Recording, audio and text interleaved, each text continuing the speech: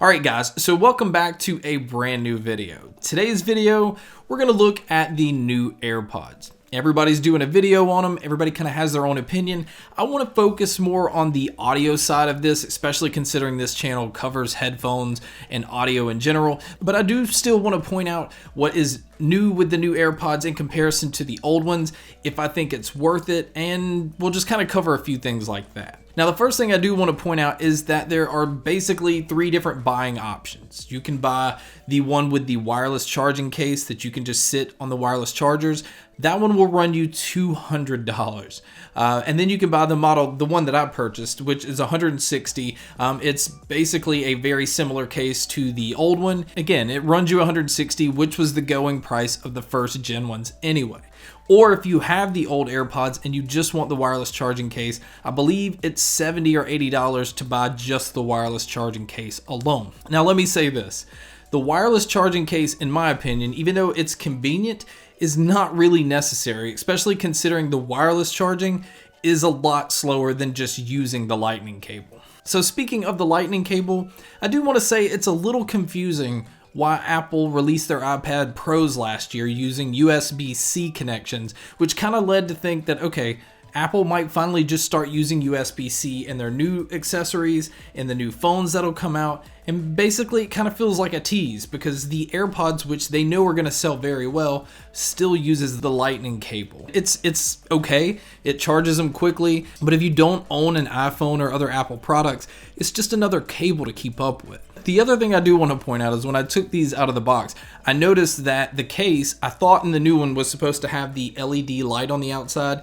and that the pairing button on the back was supposed to be higher. What I found out is that's only in the wireless charging case. I started to panic and think that Best Buy sent me the old model and that there wasn't really anything different. That is how similar these cases are. In fact, I can't tell a difference at all in between the new case and the old case. Same thing can be said when you pop the lid. The LED lights in the inside to show that these are charging, and the AirPods are exactly the same.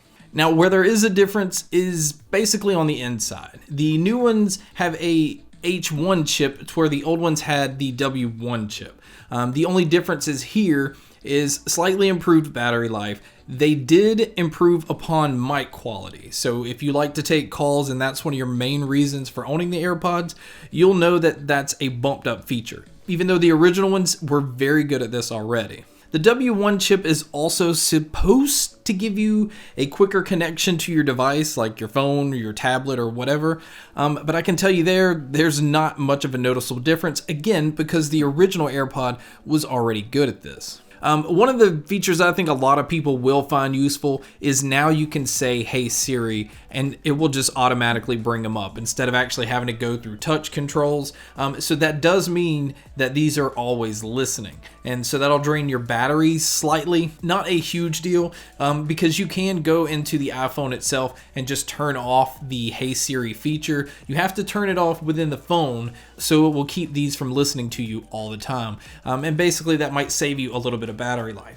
Now, the W1 chip is supposed to give you better battery life. Again, the original AirPods got great battery life. The case itself gave you multiple charges, a lot more than a lot of the other ones. The new ones use Bluetooth 5.0, so I will say that that is an improvement over the original, especially considering if you like to watch a lot of videos. It's not gonna make a difference as far as audio quality goes, so don't think anything like that. If you own the original ones, is it going to be worth buying the new version of AirPods because do they sound any better? Did they do anything in that department?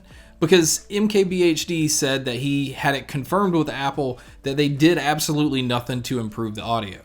But at the same time, you have other reviewers saying they can tell a difference in the audio, that there is better audio coming out of the new one. I can honestly say, and this is my opinion, just like all the other videos, is everybody else's opinion.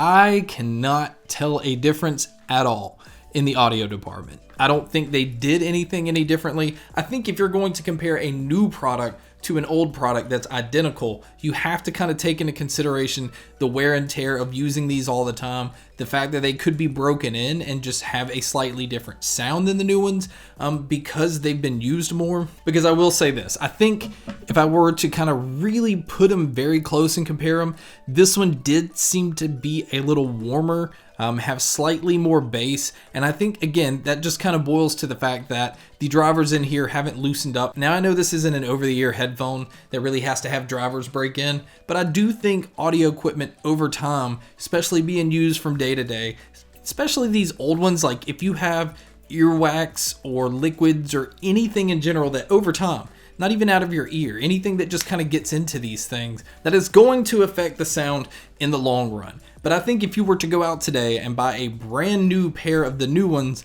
and a brand new pair of the first generation, pop them out of the case and compare them left and right, do them all like that, they will sound pretty much identical. So what does that mean? Do I think that they're worth the $160? I think if you didn't own AirPods already and you're just in the market and you've been wanting to buy AirPods, then I can see that yes, it's worth buying the new pair over the old ones just because of the added features.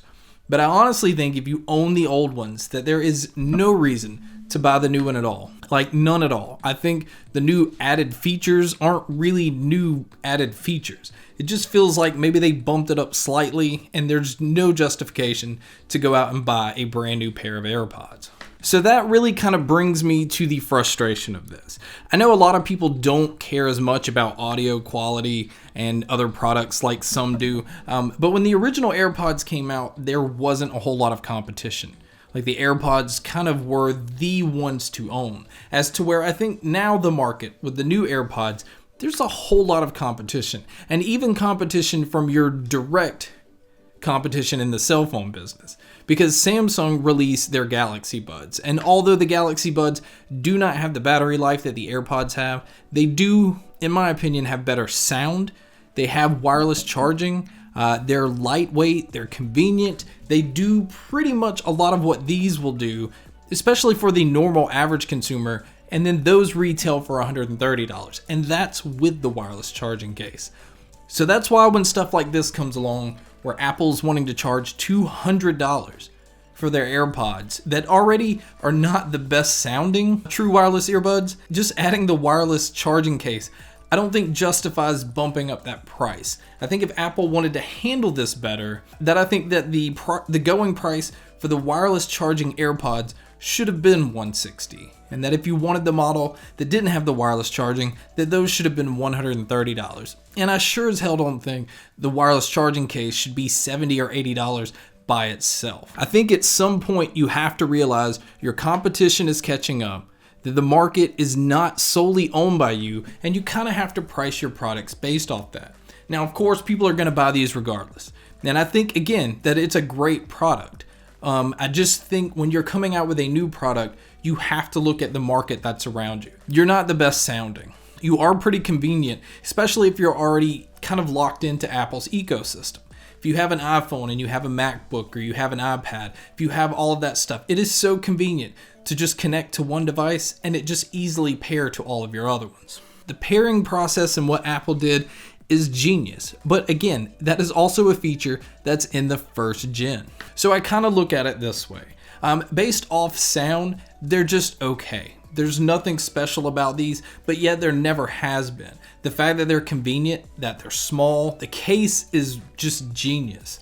A lot of the design that's in these, because a lot of people at this point use this as like a status thing. I don't think a lot of people are going and looking at a lot of their options. There's some amazing truly wireless earbuds that are under $100. So the fact that buying a true wireless pair for $200 or even their standard pair right now at $160 is way above where it should be priced. But know that you're paying that marketing tax. You're paying for basically that Apple logo. Because as far as product goes, they make good products. They make clean products. They make products that just work.